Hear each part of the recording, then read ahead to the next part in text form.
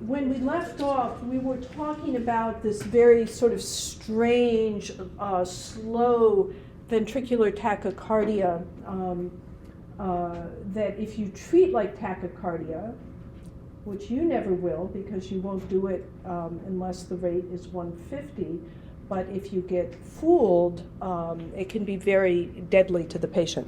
So I've got a little Amel-Mathieu, about a 7-minute lecture In this about last that. section, I want to share a handful of cases of mimics of ventricular tachycardia. Again, a lot of these are disaster cases that I want you to learn from, and we had to learn this the hard way. How do we define ventricular tachycardia? Well, we've kind of talked about this already. VTach is a wide complex rhythm where you don't clearly see sinus beats, sinus, P, QRS, P, QRS, P, QRS. You just see wide complexes. Maybe you see retrograde P waves, maybe not. But one of the other important things is you need to remember that you need to look for a heart rate of at least 120. If the heart rate is under 120, there's some classic mimics that you need to think about. Hyperkalemia is notorious for mimicking VTach, often at these slower rates. Tricyclic antidepressant, cocaine toxicity, any type 1A medication can mimic VTach as well by producing That's sodium blocker, tachycardias that type are A, wide. They can be 1A. really fast.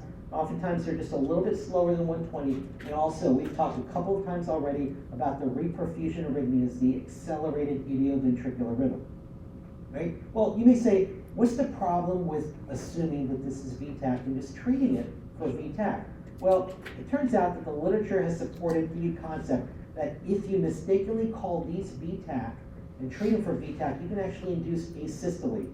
It's been shown with lidocaine, and also we've seen cases with amiodarone that I'm going to show you in just a second, right? This is true for hyperkalemia. See, the problem with hyperkalemia is that severe hyperkalemia poisons the sodium channels. Meaning it So acts now like a if you treat sodium channel hyperkalemia blocker. Patient with an additional sodium channel blockade. What are sodium channel blockers? Lidocaine, amio, and procainamide. They're all type 1A medications. If a patient is hyperkalemic and you give them one of these medications, you may just knock out the sodium channels and induce asystole. We also know the same thing can happen with accelerated idioventricular rhythm, and it doesn't matter whether we're talking lidocaine, amio, procainamide, any of these drugs can do the same type of thing. Let me show you a few cases where we had to learn this the hard way. Case number one, this is a really sick guy. He's 42 years old, he's got liver cancer, he's got a multi-lobar pneumonia, he's hypoxic, he's tachycardic, he's having a really, really tough time.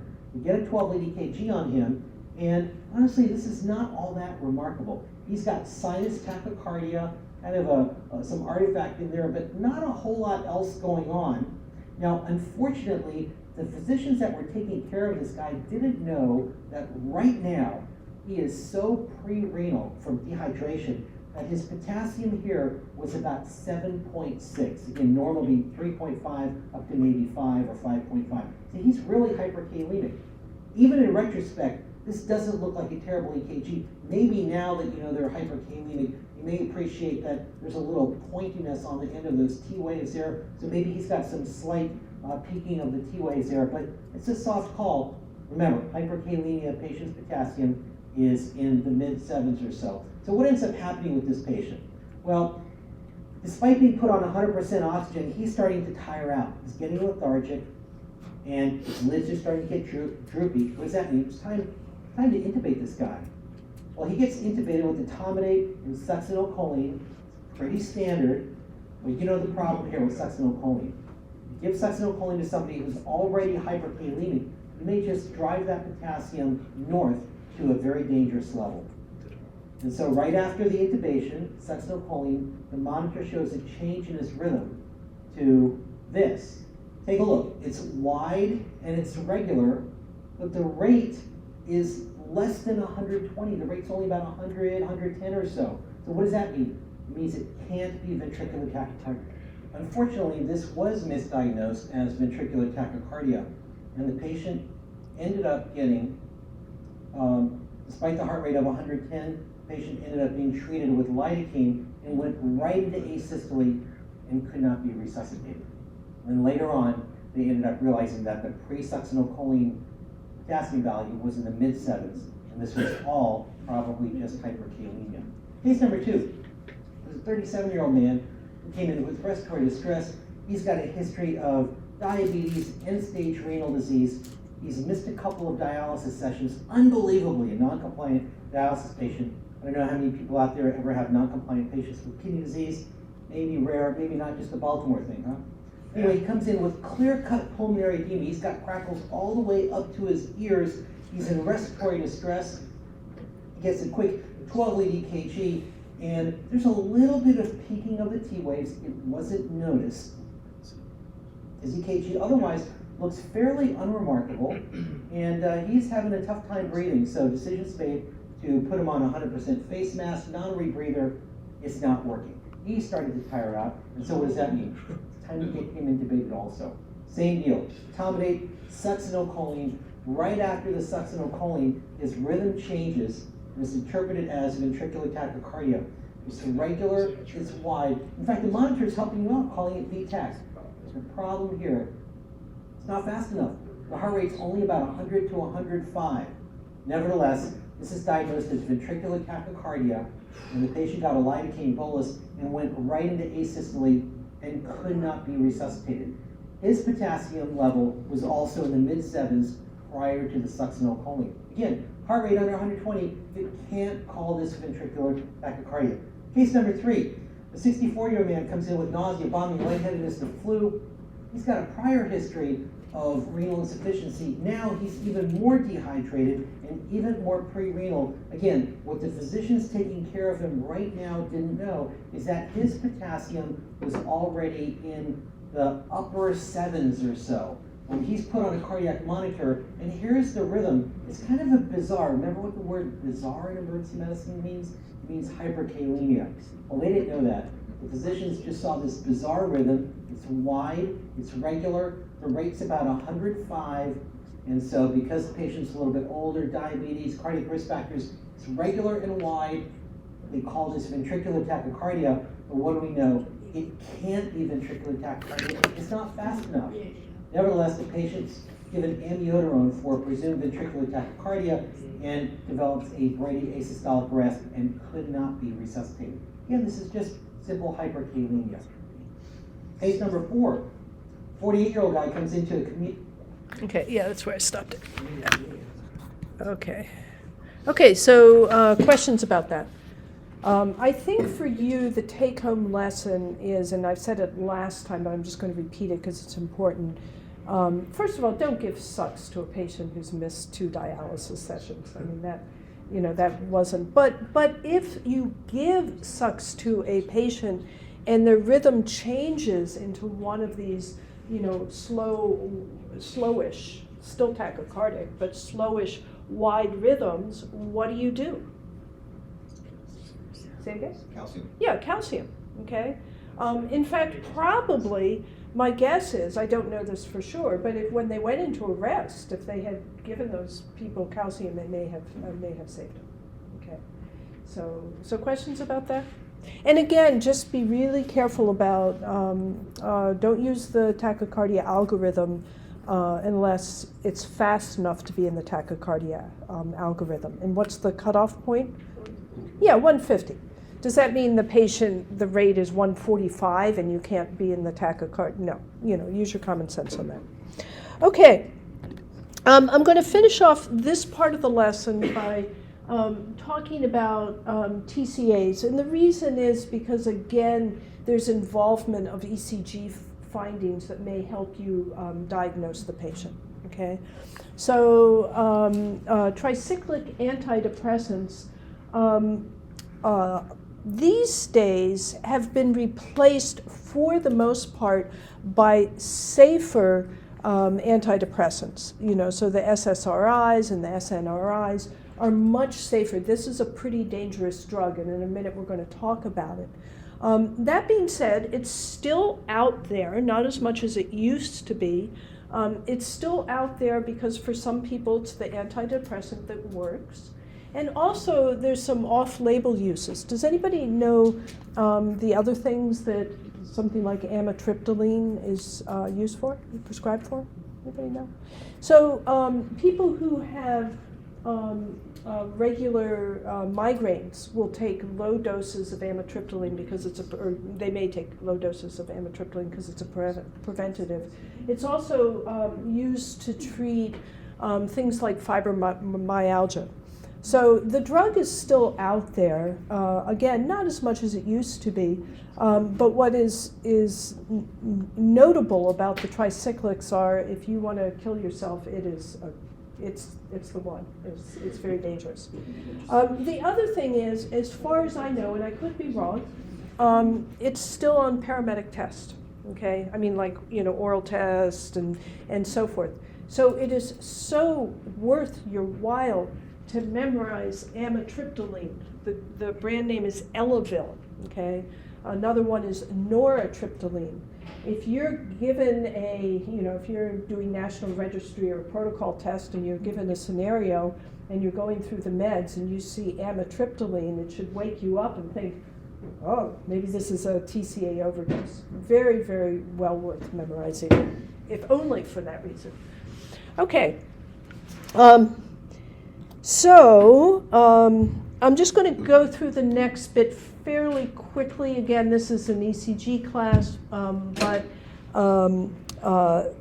they're very complicated drugs. So this is what they do. We're just going to go through this quickly. So there's sodium channel blockers. That's one of their qualities. They also antagonize the muscarinic receptors. They antagonize their alpha blockers, okay? They're histamine blockers, and they're GABA A blockers. So they're, like I said, and you might have picked up this in pharmacology. Kind of the history of drug development is that the earlier drugs tended to have kind of a shotgun approach. And this is an earlier drug, meaning, yes, it did what we want it to do, but it has a whole bunch of side effects.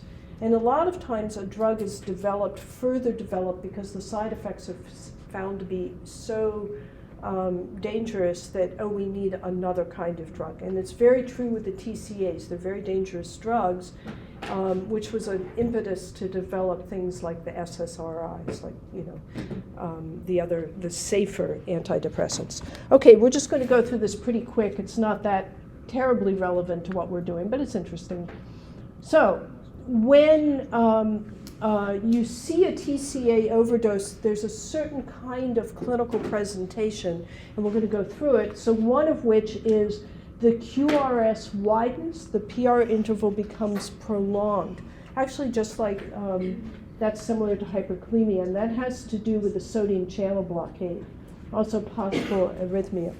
Kind of a good rule of thumb, if you believe that you have a TCA overdose case, if the QRS is widening out and if they're becoming tachycardic, aside from treating them, and we'll talk about that in a minute, you probably want to go code 3 at that point if the QRS is already widening out. Blockade of the muscarinic receptors, that causes tachycardia, flushing, dry skin, fever, acute MS. So what this altered mental status. So what this is something that blocks the muscarinic receptor, is a parasympatholytic. It blocks the parasympathetic system, causing all of these symptoms. In addition, there are alpha-1 blockers. Remember, the alpha-1 receptors are in the, among other places, in the vasculature. And if you antagonize the alpha-1 receptors, that leads to vasodilation, hypotension. You block the histamine receptors, drowsiness, and then, GABA A. What effect does GABA A have on the brain? If GABA A is, if you have a drug that increases GABA A, what happens to the brain? Does that calm the brain or agitate the brain? It calms it. So if GABA A calms it, if you block the GABA A receptors, it leads to things like agitation and seizures.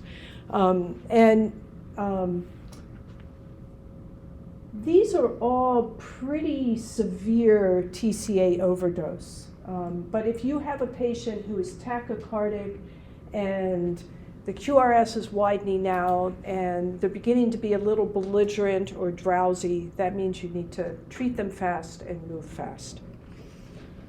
The main, the killing part, the thing that most likely is going to kill the person with TCA overdose is a sodium channel blocker. That's the part that is most deadly. What's the treatment for TCA overdose? Yeah, so sodium bicarb, and that's why is the most dangerous part, is the sodium channel blockade. Okay, so what we're really interested in here is the ECG changes that you see with the TCA overdose. Again, tachycardia, okay? Remember when we said what are the causes of IVCDs, and we said bundle branch blocks, electrolyte imbalance, some drugs. This is one of those drugs. It causes an IVCD. It doesn't look like a left bundle branch block. It doesn't look like a right bundle branch block. It's a widened out QRS. Okay. In addition, and this is the part I really want you to know, the previous slides are interesting, but again, this is ECG class. So I really want you to know this part, and we're going to look at lots of pictures. Is that there's a large, wide R wave in AVR, and we'll look at that in a minute, and then right axis deviation, and the most important part for that, if you see a deep S wave in lead 1, you can assume that it is some form of right axis deviation. So if you're not going to continue to remember how to calculate axis deviation, and fine with me once you get through the final, at least remember that with a TCA overdose, what you're looking for is a deep S wave in lead 1. And what that actually is right axis deviation. So what are we talking about? So here's AVR, and this is the large R wave here. Okay, see here's a Q wave and then an R wave. So it's an extremely wide QRS, okay? It goes from here to somewhere, the J point is somewhere here. There's a flipped over T wave, so I'm not quite sure where the J point is, but it's a very wide QRS. And then right axis deviation, deep S wave in lead 1. Again, you can see how wide that QRS is.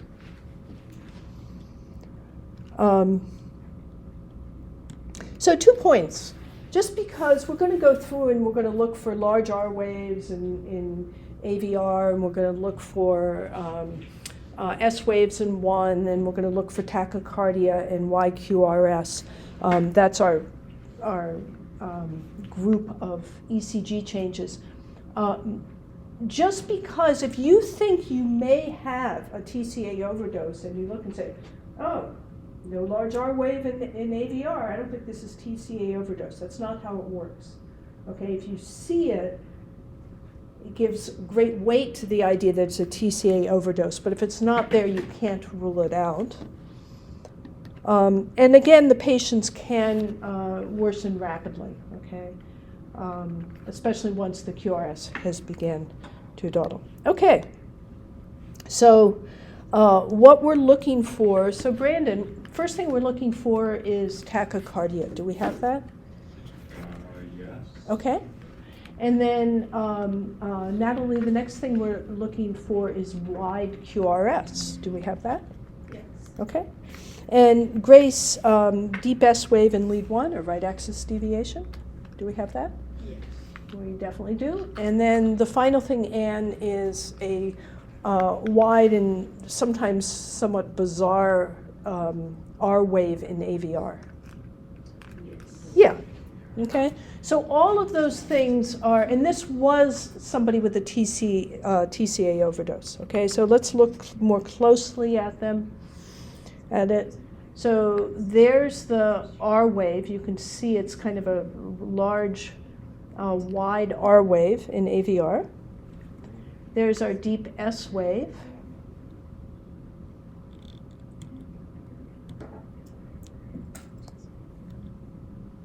Okay.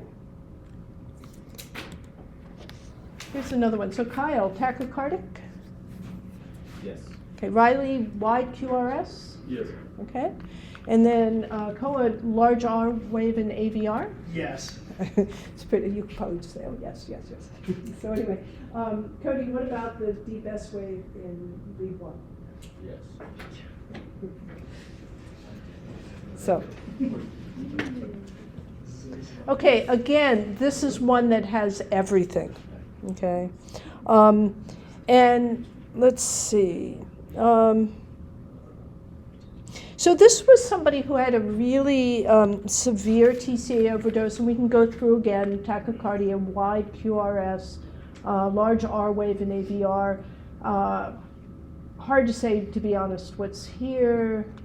Let's see, there's the, yeah, so I don't actually see the deep S wave because I think that's the QRS and that's the T wave. Severe TCA overdose and reminiscent of hyperkalemia 12 lead in many ways. Number one, it's pretty bizarre looking, okay? Number two is, and this is an Amal Mattu phrase, really wide complex TAC. You can see how wide these QRS is. You should think hyperkalemia or toxin, especially TCA overdose, not, and again, not VTAC. It's the same thing. It's tachycardic, but the rate is about 120 here. So always consider patient presentation and history, okay? If you had this patient and what would be something in their history that might, and you're looking, you're saying, wow, it looks like hyperkalemia. Also looks like TCA overdose. What's something in their history that might make you think it's hyperkalemia? Yeah, so dialysis, kidney disease, all of those things, diabetes. What might be in their history that might make you think TCA overdose? Depression, migraines, yeah, so fibromyalgia, because then they have access to the medication. Another thing is clinical presentation. If you go back to hyperkalemia, remember, hyperkalemia tends to have these sort of very sort of general malaise kind of symptoms, like there's nothing specific about it. But if you think about what I've said about TCA overdose, if you have somebody with an altered mental status, typically that's not part of hyperkalemia. You know, there can always be something else happening, but especially if you find somebody who's unresponsive, and this is where it would become most useful, somebody who is unresponsive, and this is their 12 lead, okay? So you don't know anything about the history. So what's something, let's say, if you had a patient who is unresponsive, and you don't know anything about their history, and this is their 12 lead, what's something you could do? How could you treat this patient? What might be an appropriate way? Say it again? Calcium. Calcium would be one thing. What else? Bicarb. Yeah, you could actually just give them calcium and sodium bicarb. Just not in the same line.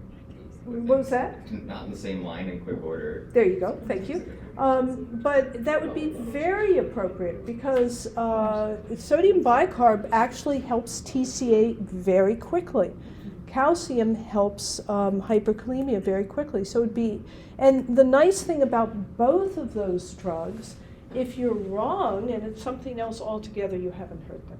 So that's not a bad way to do it. Now this was, I think this was, I think Todd sent me this, and it was, they had a patient come in who was unresponsive, and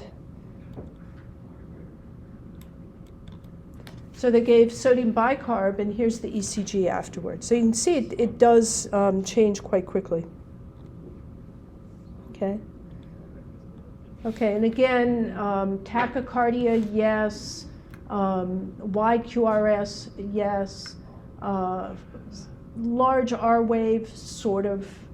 And then deep S wave again, sort of. So here's another patient with TCA overdose. So we have the tachycardic, yes. YQRS, it's not that really wide, but it is starting to widen out. We have a large R, deep S. Okay.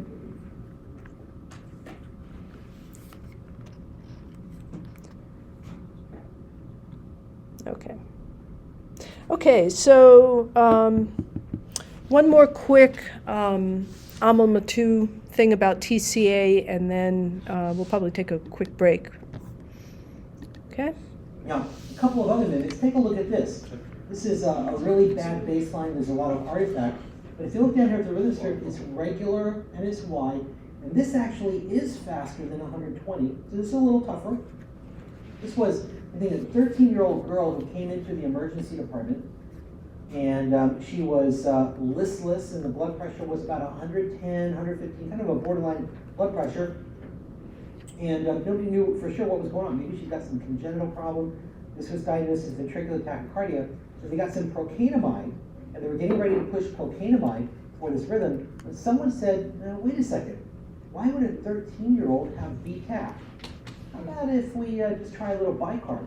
Maybe it's hyperkalemia, maybe it's an overdose. Let's just try a little bicarb, right? Bicarb never hurt anyone. 2 quick amps of bicarb. If you give that to somebody who doesn't need it, what happens? Nothing. It just metabolizes out of their system without much problem.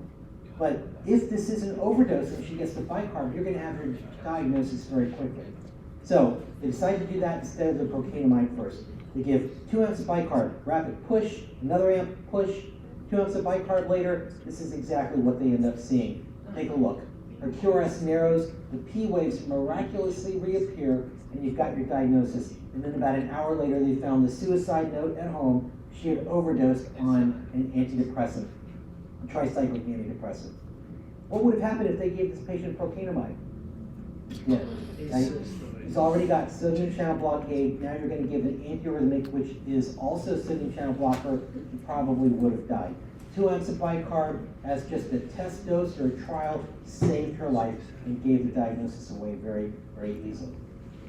You've seen this EKG also. This was a... Oh, yeah, I didn't want to show that one. Okay. I want to say, should we just give everybody sodium bicarb before we do anything else? Just, yeah. 2 lines. Give me like oil or sodium bicarb. Oh. Okay.